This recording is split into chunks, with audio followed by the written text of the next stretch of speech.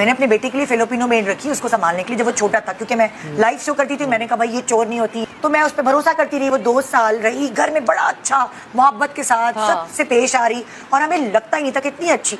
जो लोकल बेचारियां जो 15 दिन बाद छुट्टी पे जाती थी, हमारे घर में रूल था कि भाई कोई एक उठाएगा तो दूसरा फंसेगा। तो जो मेरी घर की जो बड़ी वाली मेड थी वो या मैं, हम उनकी थोड़ा सा चेक इन करते थे क्या लेके जा रहे, और उसकी नहीं करते थे।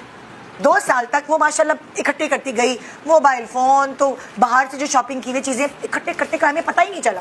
स्टोर से निकाल ली, यहाँ से निकाल ली, हम छुट्टी पे जा रहे हैं वेकेशन पे, तो उसको छोड़ के जा रहे हैं अपने घर, वो हमारे पीछे पूरी चीजें नई नई टैग्स वाली जमा करती गई।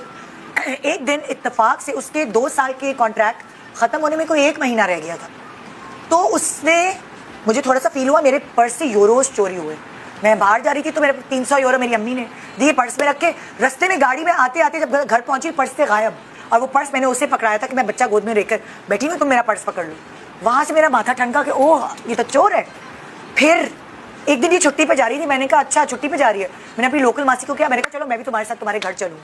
मैं उसके घर चली गई। जैसे मैंने उसके घर का दरवाजा खोला, मेरी पोलो की शर्ट उसके घर के पीछे टंगी हुई। फिर मैंने कहा अपनी सूटकेस खोलो, 3 थैले, लिटरली 3 थैले भर के मैंने उसके घर से निकाले। वो 300 यूरो भी मिल गए। अच्छा। वो उसने मेरी दराज में डाल दी थी। जब मैंने शोर किए तो उसने मेरी दराज में डाल दी। मैंने कहा ये मेरी अम्मी ने मुझे दिए, पर्स में रखी दराज में, तो कंफर्म हो गया।